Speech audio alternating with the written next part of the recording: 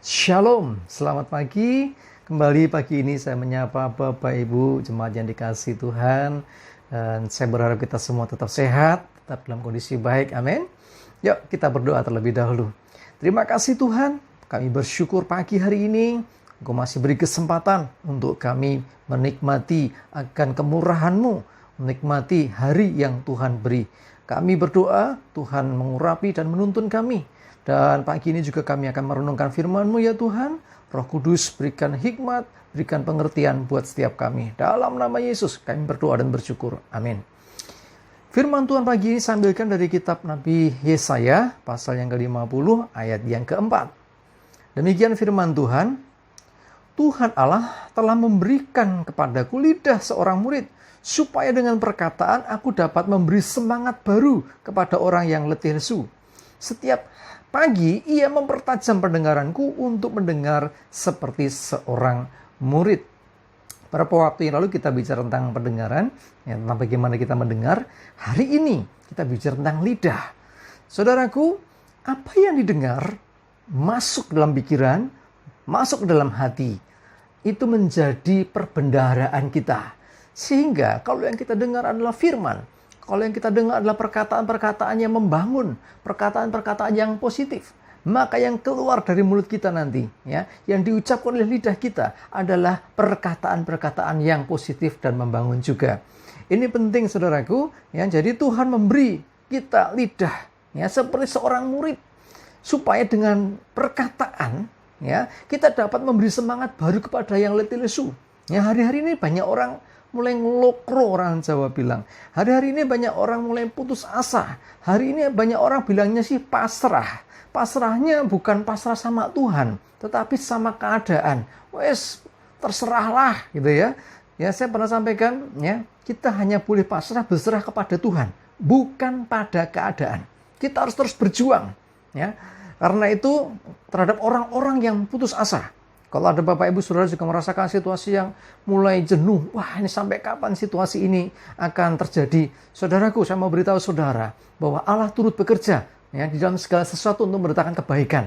Amin. Karena itu mari, ya, kita harus semangat, ya, sehingga kita juga bisa memberikan semangat kepada orang lain. Penting sekali ya kita menjaga lidah kita, karena firman Tuhan dalam Amsal 18 ayat 21 dikatakan, hidup dan mati dikuasai lidah. Siapa suka menggemakannya akan memakan buahnya. Jadi lidah ini luar biasa sekali fungsinya ya. Bukan hanya merasakan makanan, tetapi melalui lidah juga ini dikatakan hidup mati seseorang. Itu ditentukan lidahnya. Luar biasa sekali. Kenapa? Dalam kitab suci juga dikatakan, ya, barang siapa berseru kepada nama Tuhan, loh, berseru kan? Barang siapa mengaku dengan lidah, ya, dengan mulutnya, oh Yesus Kristus Tuhan. Nah, itu juga melalui pengakuan, maka ia diselamatkan, gitu kan? Kata firman Tuhan. Nah, ini hal yang sangat penting untuk kita sama-sama tahu. Karena itu hati-hati dengan lidah kita. Ya, hidup mati dikuasai lidah. Siapa suka menggemakan akan memakan buahnya. Menggemakan tuh gimana toh? Gema, saudara tahu gema ya? Jadi ketika kita berbicara dalam suatu tempat, misalnya di ruangan kosong atau di gua gitu, kita bicara gitu akan mantulkan suara yang sama gitu. Aku gitu ya. Jadi kalau kita memperkatakan hal yang positif, maka kita akan memakan buah yang positif. Artinya dengan perkataan kita, apapun itu yang kita ucapkan, itu akan kembali kepada kita. Itu yang dimaksud gema. Ya, hidup mati dikuasai lidah, siapa suka menggemakannya akan memakan buahnya. Luar biasa sekali. Amsal 21 ayat 23 juga dikatakan, siapa memelihara mulut dan lidahnya, memelihara diri daripada kesukaran. Ya, hati-hati ya dengan perkataan kita. Kalau kita berkata-kata, ya, perkataan kita ini bisa berdampak baik positif atau negatif. Kalau perkataan kita itu baik, menghasilkan yang baik. Tapi kalau kita memperkatakan hal yang negatif, ya misalnya kita mengatain orang yang negatif, kita malah bisa membawa diri kita kepada kesukaran. Ya, jadi lidah punya peranan penting dalam kehidupan kita. Bahkan dalam ibadah kita kepada Tuhan, itu sangat-sangat penting dan lidah sangat berpengaruh. Yakobus 1 ayat yang ke-26 ya. Yakobus 1 ayat 26 dikatakan, jikalau ada seorang menganggap dirinya beribadah tetapi tidak mengekang lidahnya. Ya. Ia menipu dirinya sendiri, maka sia-sialah ibadahnya. Barang siapa saja, ya, kalau dia ini menganggap dirinya beribadah, orang percaya, tetapi dia tidak mengekang lidahnya. Kalau dia tidak bisa menguasai lidahnya, calcul, ya orang bilang. Ya, bahkan ada bilang juga ada istilah Jawa yang cukup tidak enak itu. Orangnya suka tumbak cucuan, wah maaf nih ya. Jadi apa yang dia harusnya nggak diucapkan, dia ucapkan. Jadi mulutnya itu nggak bisa dikendalikan. Nah itu berbahaya sekali saudara. Berbahaya sekali. Ya karena itu ibadah kita jadi sia-sia. Loh ibadah kok bisa sia-sia? Ya karena Tuhan bukan hanya melihat lidah kita saat kita memuji Tuhan. Tuhan juga melihat lidah kita saat kita sedang mengumpat. Ngumpat, miso-miso, muni-muni, mengutuk, ngatain orang, ya yang negatif-negatif. Itu pun dilihat Tuhan, itu pun didengar Tuhan. Karena itu penting untuk kita betul-betul menjaga lidah kita. Yakobus 3 ayat 9 dan 10.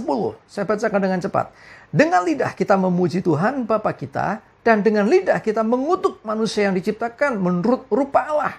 Dari mulut yang satu keluar berkat dan kutuk. Hal ini saudara-saudaraku tidak boleh demikian terjadi. Ya nggak boleh itu terjadi. Ya, jadi dari mulut yang satu harusnya keluarlah kata-kata yang membangun, kata-kata yang positif. Nggak bisa sekali waktu kita memuji Tuhan, ya hal-hal yang baik kita ucapkan, di waktu yang lain sebaliknya kata-kata yang negatif, kata-kata yang mengutuk, ya mengeluh, menggerutu itu termasuk di antaranya. Bapak Ibu sudah dikasih Tuhan, mari jaga lidah kita, ya karena lidah menentukan. Ya, perang dan damai juga ditentukan lidah. Misalkan seorang pemimpin dunia berkata, serang, maka terjadi perang. Ketika pemimpin dunia berkata, damai, tenang, maka semua tenang. Artinya apa? Mulut ini, lidah ini khususnya, ya punya pengaruh yang sangat-sangat besar. Karena itu mari jaga setiap tutur kata kita. Jaga lidah kita, supaya dengan lidah kita memberi semangat kepada yang letih lesu, memberi semangat kepada yang tiada berdaya, memberi semangat kepada yang putus asa, supaya mereka bangkit kembali, supaya mereka kuat kembali, supaya mereka memiliki pengharapan lagi. Ya, kita sebagai anak-anak Tuhan yang punya pengharapan, kita anak-anak Tuhan yang punya janji Tuhan, kita harus bisa menguatkan orang lain, yang baik saudara seiman ataupun yang di luar sana yang sedang juga mengalami kondisi yang berat, kondisi yang tertekan, khawatir, bahkan mungkin putus asa. Jemaat dikasih Tuhan, mari jadikan hidup kita ini sebagai murid-murid Tuhan yang terus memberi semangat kepada orang lain, yang bisa mengabarkan yang baik kepada orang lain, yang bisa memperkatakan yang positif, sehingga melalui hidup kita nama Tuhan terus dipermuliakan. Amin. Kita berdoa.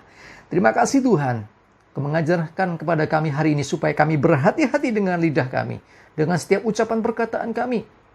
Karena dari mulut kami bisa membangun, bisa menguatkan, bisa memberi semangat. Tetapi kalau kami tidak hati-hati dengan mulut kami bisa menghadapi kesulitan dan masalah. Dan biarlah Tuhan yang menolong kami supaya kami bisa bijaksana di dalam kami menggunakan lidah, di dalam kami berkata-kata. Terima kasih. Kami berdoa menyerahkan hari ini hidup kami, keluarga kami, aktivitas kami. Dalam perlindungan darah Tuhan Yesus, kami aman dan selamat, jauh dari segala mara bahaya. Dan hidup kami dilindungi dan diberkati Tuhan. Terima kasih, di dalam nama Tuhan Yesus, kami bersyukur dan berdoa. Amin. Jemaat dikasih Tuhan, mari tetap semangat menghadapi hari ini. Kita percaya ada berkat, perlindungan, dan pemeliharaan Tuhan atas kita semua. Tetap semangat, Tuhan Yesus memberkati kita semua. Amin.